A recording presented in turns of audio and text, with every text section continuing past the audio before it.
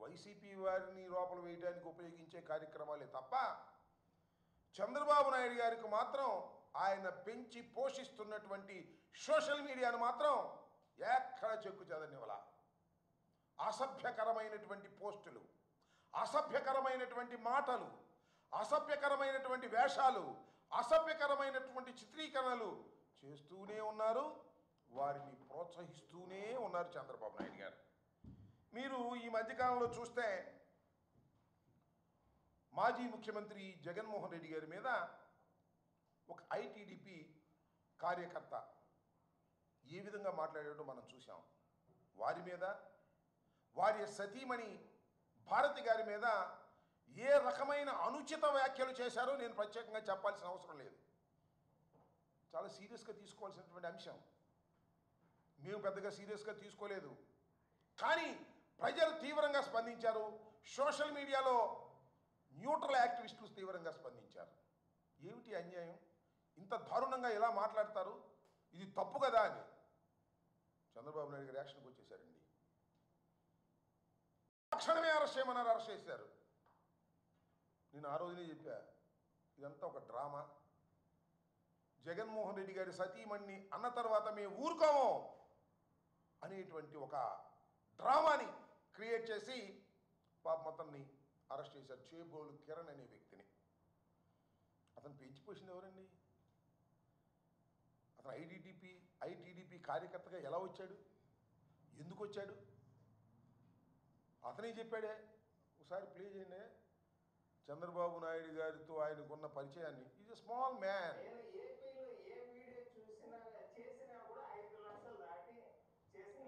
తర్వాత నాకు చంద్రబాబు గారి నుంచి కాల్ వెళ్ళడం కానీ వచ్చింది. నేను నమ్మలా. డైరెక్ట్ గా రమ్మన్నారు.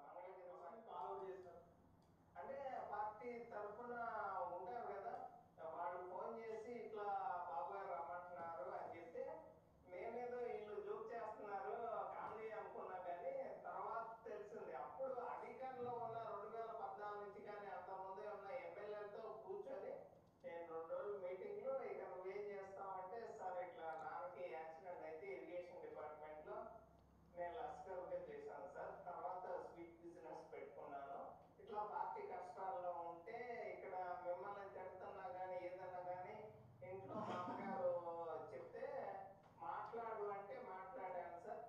నేను ఏపీలో ఏ వీడియో చూసినా చూశారు కదా, చేబోలు కిరణ్ చెప్పినటువంటి మాట. ఆ రోజు జగన్మోహన్ రెడ్డి గారి సతీమణి భార్య గారి మీద మాట్లాడారనే దాని మీద పెద్ద ఎత్తున దుమారం లేచింది, అరెస్ట్ చేశారు. అంతకుముందు ఎంతమంది గురించి మాట్లాడాడు, ఎంతమంది భార్యల గురించి మాట్లాడారు, ఎంత నీచంగా మాట్లాడారు, అవి దృష్టిలోకి రాలేదు. సరే అరెస్ట్ చేశారండి. అరెస్ట్ చేసి ఏం చేశారే?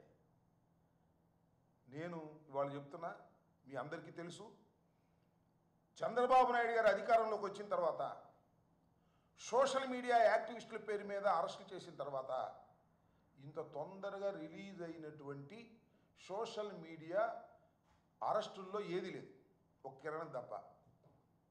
11వ తారీఖు అరెస్ట్ చేశారు, కోర్టులో ప్రొడ్యూస్ చేశారు, 23వ తారీఖు బయటకు వచ్చాడు.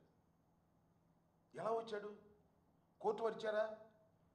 కోర్టు వారు ఇచ్చే విధంగా చేశారు.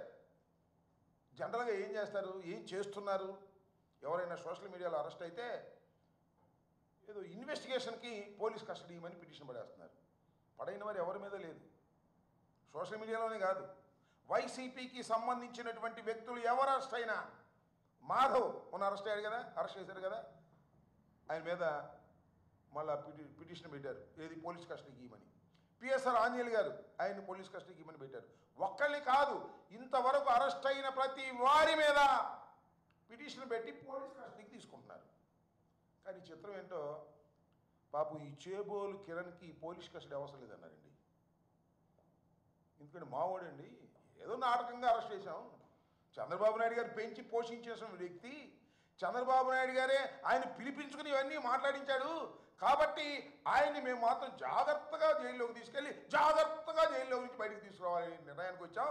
కాబట్టి మేము వారికి పోలీస్ కస్టడీ పిటిషన్ వేయము అన్నారు. వేయలేదు. బీలేలో వచ్చింది, ఛార్జ్ షీట్ ఫైల్ చేశారండి. ఇన్వెస్టిగేషన్ కంప్లీట్ అయిపోయింది. విత్ ఇన్ 12 డేస్లో టోటల్ ఇన్వెస్టిగేషన్ ఇస్ కంప్లీటెడ్. ఇంతవరకు చంద్రబాబు నాయుడు గారు వచ్చిన తర్వాత పెట్టినటువంటి కేసుల్లో ఇంతవరకు ఏ కేసులోనూ ఇన్వెస్టిగేషన్ కంప్లీట్ కాల. మంగళగిరి కోర్టులో మాత్రం, మంగళగిరి పోలీసులు మాత్రం ఈ కిరణ్ కేసులో టోటల్గా ఛార్జ్ షీట్ పడేశారు. నాకు తెలిసిన సమాచారం, బెంచ్ మీద మ్యాజిస్ట్రేట్ గారు, న్యాయాధిపతి, ఏందో ఇంత తొందరగా పడేశారు, ఏ కేసులను పడైంది, 12 రోజుల్లోనే ఎలా పడేశారు మీరు, ఇన్వెస్టిగేషన్ కంప్లీట్ అయిపోయిందని అని ఆయన ప్రశ్నించినటువంటి సందర్భం కూడా ఉంది పోలీసుల్ని.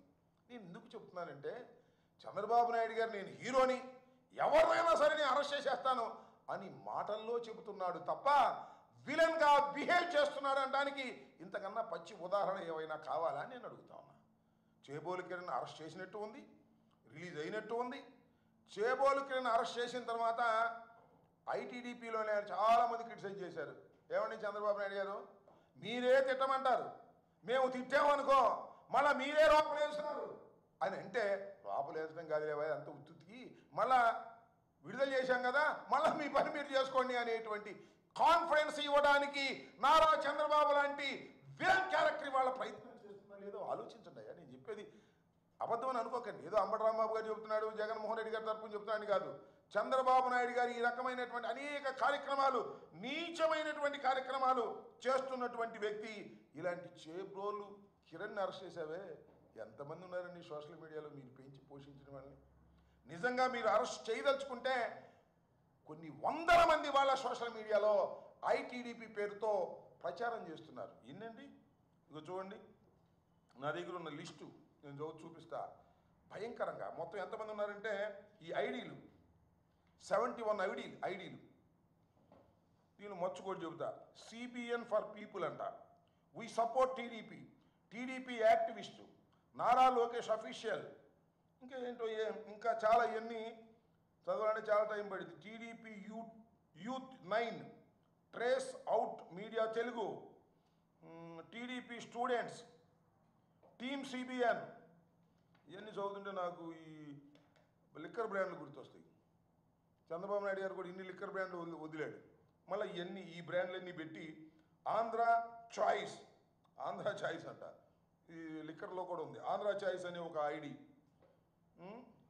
ఇట్లాంటివన్నీ ట్రోల్స్ బుక్ ఇవన్నీ పెట్టి ఐటీడీపీ వైఎస్ఆర్ కాంగ్రెస్ పార్టీకి వ్యతిరేకంగా ఎవరు బూతులు తిడితే వారిని మేము బాగా పోషిస్తాము. ఇంకో విషయం అండి, ఏ మాటకు ఆ మాట చెప్పాలి, మీకు ఒకసారి వివరంగా వివరించవలసినటువంటి అవసరం ఉంది. ఇది చేబ్రోలు కిరణ్ విషయం నేను చెప్పాను కదా. ఇంక చూడండి, చేబోలు కిరణ్ ఒకటి కదా, ఈ పైచాచికంగా చంద్రబాబు ముఠా